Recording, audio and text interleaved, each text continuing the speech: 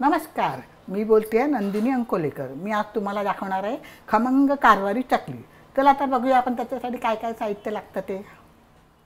खमंग कारवारी चकल्या करण्यासाठी लागणारं साहित्य या मापाने मी 5 वाट्या तांदळाचं ताजं पीठ घेतलं आहे। जुनं पीठ घ्यायचं नाही, ताजं पीठ घेतलं आहे। 5 वाट्या घेतलेलं आहे। आता त्याला बाकीचं साहित्य लागणार आहे। उडदाची डाळ आहे। ही उडदाची डाळ मी तुम्हाला दाखवायला ठेवली आहे।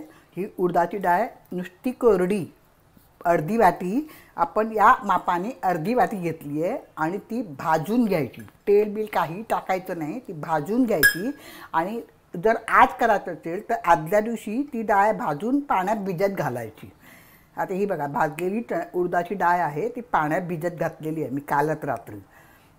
भाजून घ्यायच्या, तेल वगैरे काही टाकायचं नाही। आणि पाऊण वाटी लोणी घेतलं आहे मी। लोणी नसेल तर तुम्ही तेल पण घेऊ शकतात।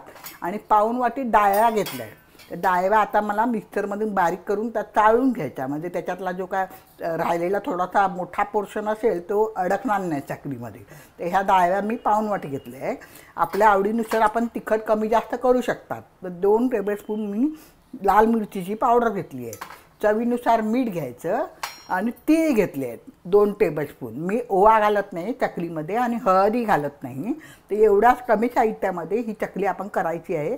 खूप सुंदर चकली होते। चला आता आपण तयारीला लागूया। आता पहिल्यांदा आपण डाळ वाटून घेऊया। डाळ्याची पावडर करायची आहे। त्याच्यासाठी मी पहिल्यांदा या परातीमध्ये तांदळाचं पीठ टाकते आणि एक एक टाकताना तुम्हाला मी दाखवत जाते।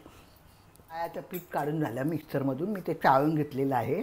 आता त्यात मिक्सरमध्ये मी उडदाची डाळ भाजलेली आहे ती वाटून घ्यायची।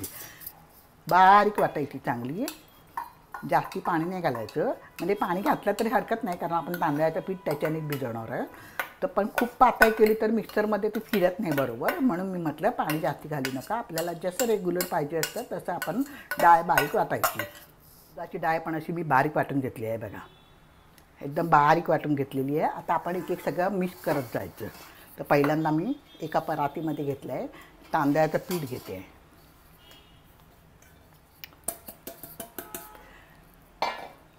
त्याच्यामध्ये हे डाळ्याचं पीठ टाकायचं,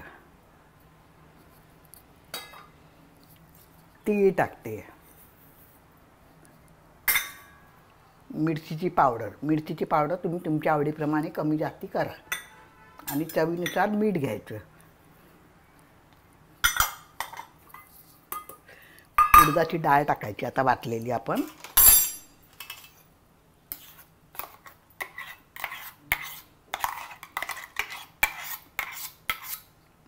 लोणी घेतलं आहे मी। लोणी नसेल तर तुम्ही तेल पण वापरू शकता। हे सगळं आता एकत्र करून मिक्स करायचं। पहिल्यांदा तुम्हाला मी दाखवते कसं मिक्स करायचं ते। हाताने हे सगळं मिक्स करायचं, पाणी टाकायचं नाही आहे एवढ्यात। कसं करायचं ते तुम्हाला मी पुढे पुढे दाखवत जाईन। व्हिडिओ माझा शेवटपर्यंत बघा। माझ्या व्हिडिओला लाईक करा, शेअर करा, सबस्क्राईब करा।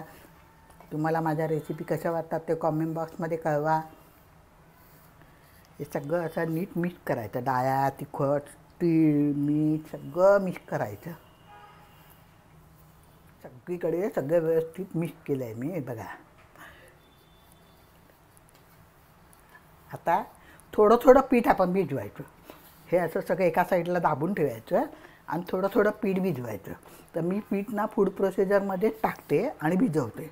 तर तुम्ही हाताने भिजवलं तरी चालेल, पण मी फूड प्रोसेसरमध्ये जसं आपण चपातीचं पीठ भिजवतो तसंच भिजवते।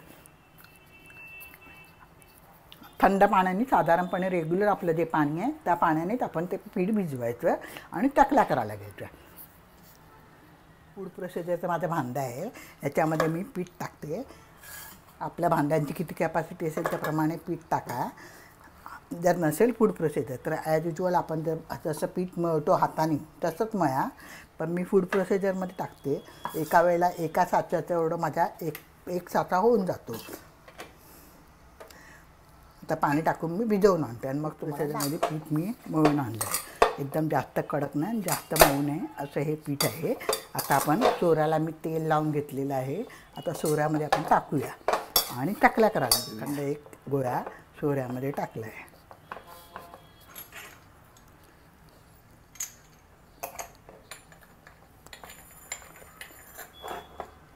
बोर्डवरती मी चकल्या टाकायला सुरुवात करते आता.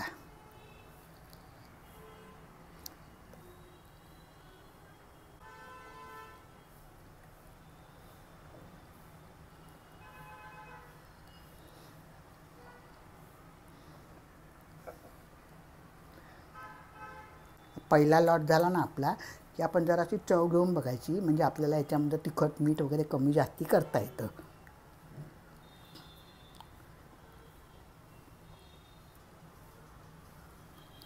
अशा रीतीने सगळ्या चकल्या कढईमध्ये मी तेल तापत ठेवलं आहे. कढई नेहमी जाड बुडाची घ्यावी. आता तेल तापलं आहे की नाही ते बघूया आपण. बऱ्यापैकी तापलेलं आहे तेल. आता आपण एक एक चकल्या करून तळायला घेऊया. चकल्या तळताना मीडियम गॅस ठेवायचा. हे बघा वरती आली का,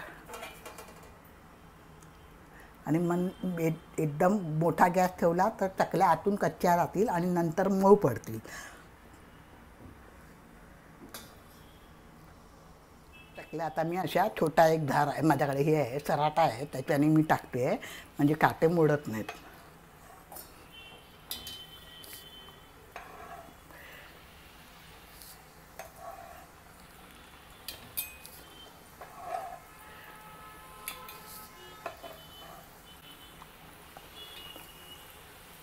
साचा लावताना ही एक खडबडीत बाजू असते, ही बाहेरच्या साईडला घ्यायची म्हणजे काटे चांगले येतात, आणि ही आतल्या साईडला घ्यायची म्हणजे लावताना आपण असं लावायचं. छोट्या छोट्या टिप्ससुद्धा खूप महत्त्वाच्या असतात, त्या तुम्ही लक्षात ठेवा चकल्या करताना.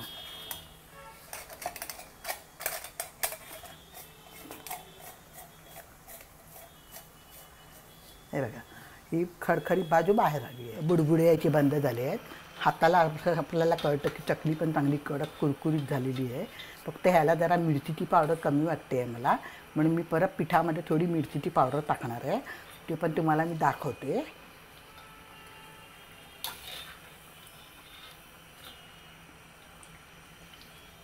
मिरचीची पावडर टाकली आहे मी, आणि परत थोडंसं सगळं पीठ मिक्स करून घेते. थोडंसं मीठ पण टाकलं आहे मी,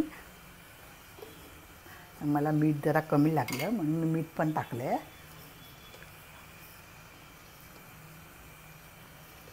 आता परत आपण फूड प्रोसिजरमध्ये अशाप्रमाणे पीठ भिजवून घेऊया. तुम्हाला माझ्या चकल्या कशा वाटतात तर मला कॉमेंट बॉक्समध्ये कळवा. भाजणीच्या नसल्याकारणाने खूप लवकर होतात, घरातल्याच वस्तूंमध्ये सगळ्यात चकल्या होऊ शकतात. माझ्या चॅनलला सबस्क्राईब करा, लाईक करा, शेअर करा, आपल्या नातेवाईकांना कळवा, मित्रमैत्रिणींना कळवा. माझ्या रेसिपी तुम्हाला कशा वाटतात तेही सांगा. खरं तुम्ही या चकल्या तयार झाल्या आहेत. हे चकल्या मी तुम्हाला मोडून दाखवते. हे बघा कुरकुर आवाज येतो आहे, आतून अशा पोकळ झाल्या आहेत छानपैकी. हे बघा आतून अशा पोकळ झाल्या आहेत, त्या छान चकल्या झाल्या आहेत.